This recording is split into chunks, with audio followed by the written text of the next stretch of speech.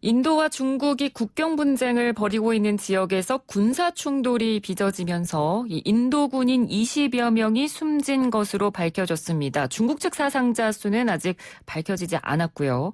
충돌 과정에서 총격전은 없었습니다. 그런데 거친 몸싸움과 투석전이 있었고 양국의 충돌로 사망자가 나온 것은 1975년 인도 서부 국경에서 발생했던 총격전 이후에 처음입니다. 사실 이 중국과 인도 간의 국경 분쟁과 또 이로 인한 충돌은 어제 오늘 일이 아닌데요. 오늘은 관련 이야기 전문가와 함께 좀 해보도록 하겠습니다. 한국외국어대 인도 연구소장 맡고 계신 김찬한 교수 전화 연결합니다. 교수님 안녕하십니까? 예, 안녕하세요. 김찬한입니다. 예. 먼저 양측이 충돌한 지역이요. 가란 계곡이라고 나오던데요. 이 지역이 어딘가요? 예, 가란 계곡은 크게 보면 인도령 카시미르 북동쪽과 중국 티베트 자치지구 남서쪽에 위치한 히말라야산 해발 한 4,000에서 5,000m 고지에 있는 인도와 중국 간의 그 국경 지역입니다. 네.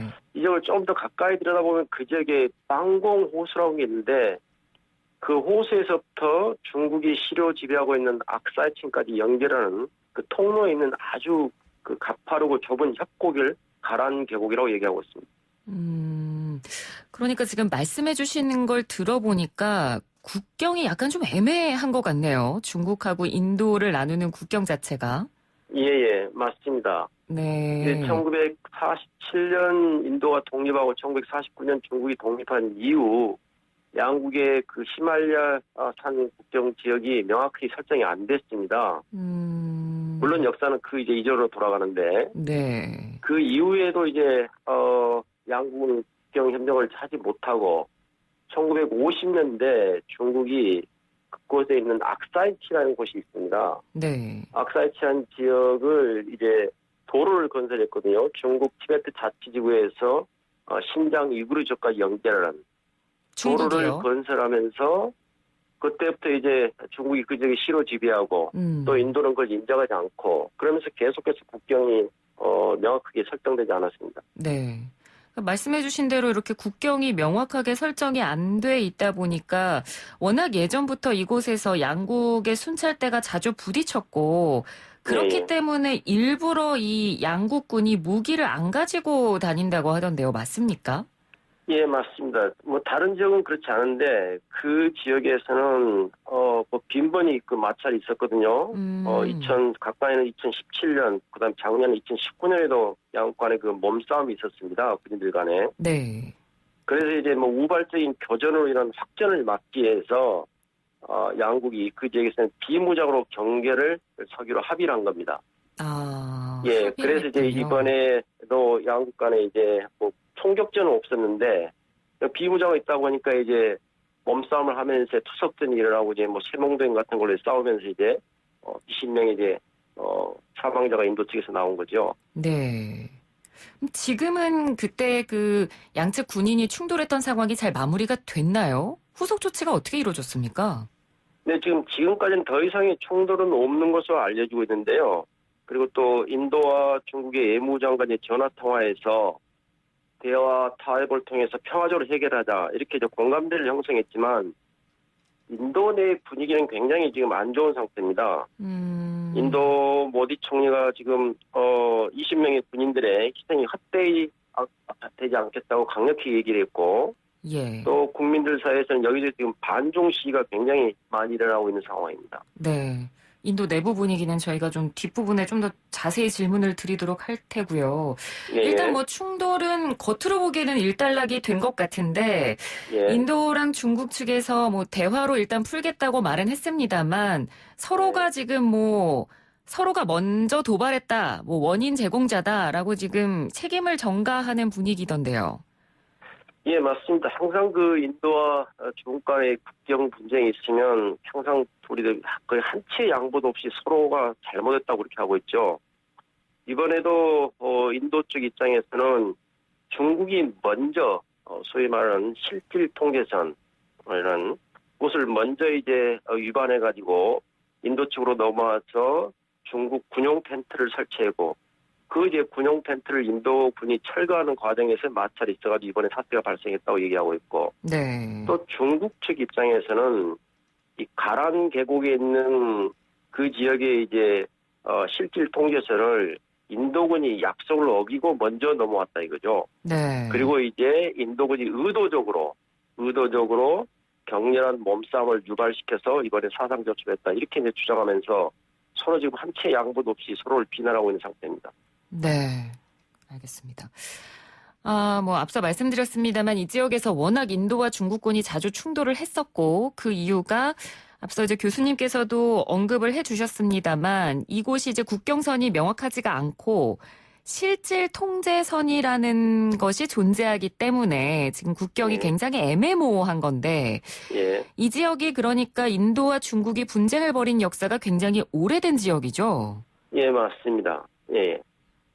그래서 그 지역이 사실 독립 이전부터 사실 뭐 국경 분쟁이 제대로 해결 안 돼가지고 네. 거의 사실 문제되거든요.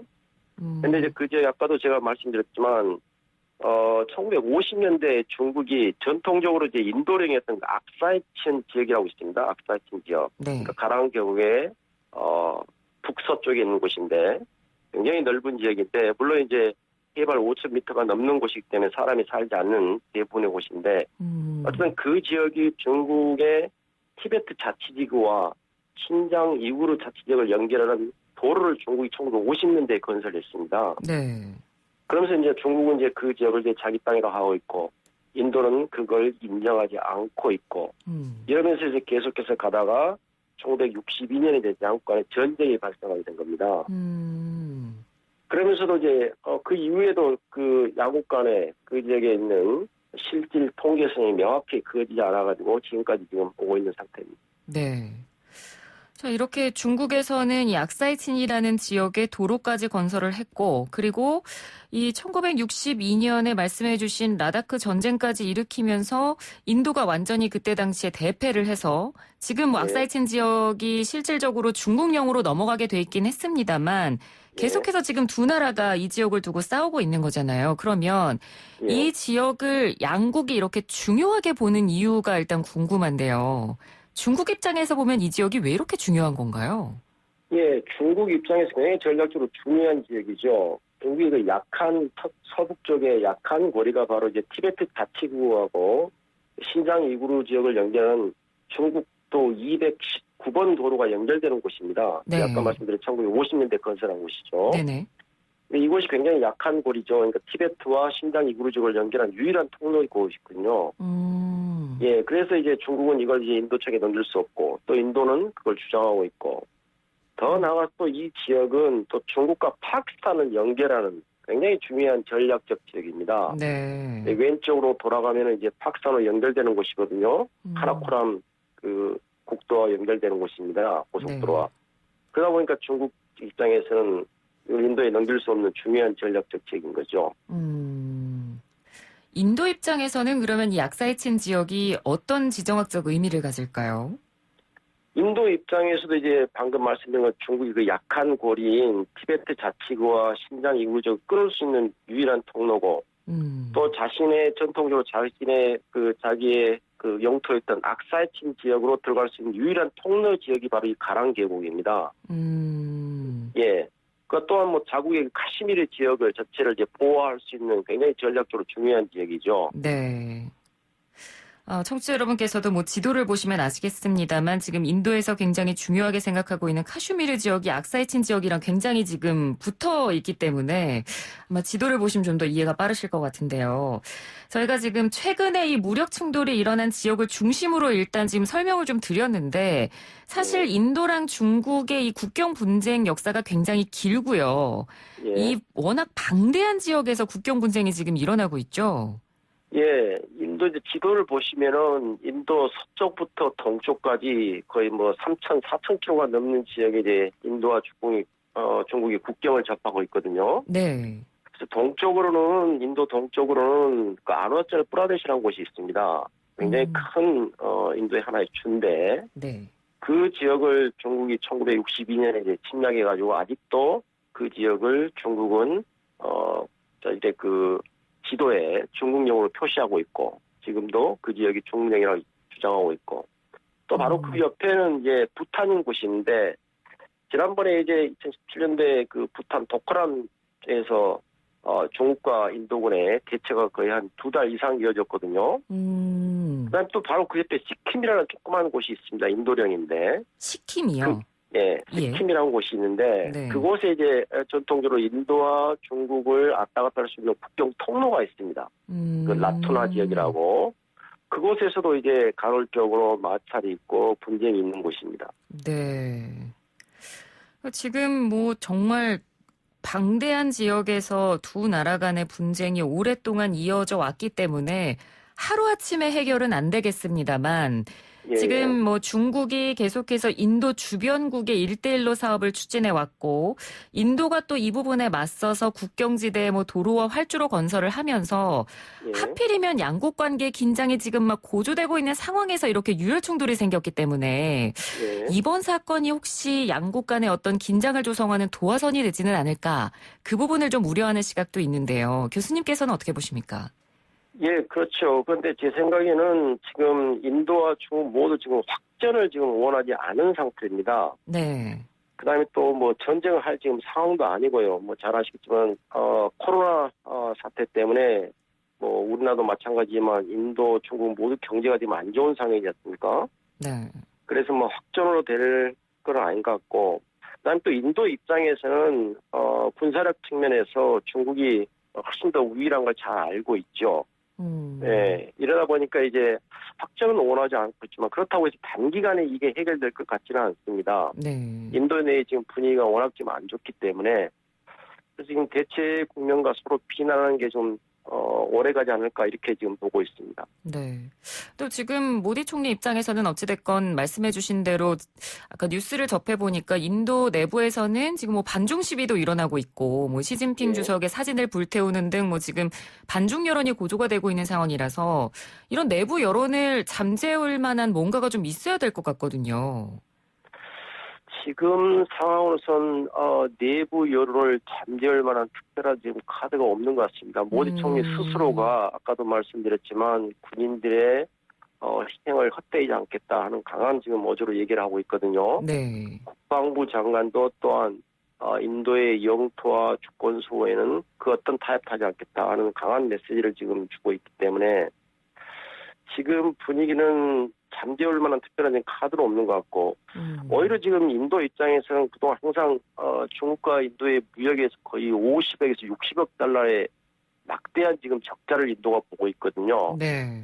인도 전체 상품 교역의 그 절반이 중국에 지금 적자가 있거든요. 중국으로 적자를 받고 있는데 이런 문제 때문에 지금 모디 정부는 오히려 이런 반중 시위를 중국 상품 불매 운동이 지금 또 일부에서 일어나고 있습니다. 네. 예. 그래서 일부 측면에서는 중국 상품 불매 운동이 인도의 무역 적자를 줄이는데 좀 기여하지 않겠냐 이런 또 뭐 생각도 하고 있는 좀 측면이 있습니다. 아, 그러니까 지금 이번 일을 계기로 국내에서 일어나는 반중 여론을 오히려 그런 쪽으로 활용을 할 것이다. 예, 일부 시각이 이제 그런 쪽이 있죠. 아. 예, 그래서 가까운 시기에는 지금 짧은 시기에는 이걸 어떻게 국내 여론을 지금 무마시킬 반중 시위를 지금 잠재울 카드가 지금 없는 것 같습니다. 네. 물론 뭐 중국 쪽에서 이제 전격적으로 양보를 한다는 등 또는 인도 측에 사과를 한다는 이러면 좀 모르겠죠. 네. 그리고 또 뭐 모디 인도 총리는 아무래도 지금 뭐 트럼프 대통령이랑 계속 친밀한 관계를 유지하고 싶어하는 쪽이니까요. 어찌됐건 예. 이런 상황을 약간 유리하게 본인이 이용할 수도 있는 가능성도 충분히 있겠네요.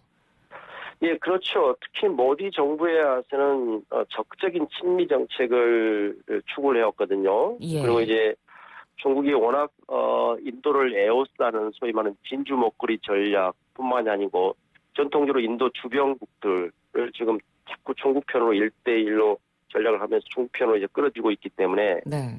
인도는 이걸 타개하기 위해서 이제 미국과 이제 관계를 더욱 강화시키고 있죠. 네. 예. 근데 이제 지난번에 이제 트럼프 대통령이 인도와 중국 간의 국경 문제를 미국이 중간에 좀 개입을 해서 해결해주겠다 하니까 이제 인도 입장에서는 그건 거절했죠. 어쨌든 전체적으로 봤을 때는 중국과 인도의 경쟁 국면에 있어서는 인도 입장에서는 친미 정책을 추구할 수밖에 없는 지금 현실적인 상황인 거죠. 네, 그렇군요. 알겠습니다. 오늘 말씀 잘 들었습니다. 고맙습니다.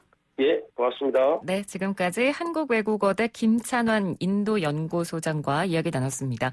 1부는 여기서 마치고요. 잠시 뒤 2부로 들어오겠습니다.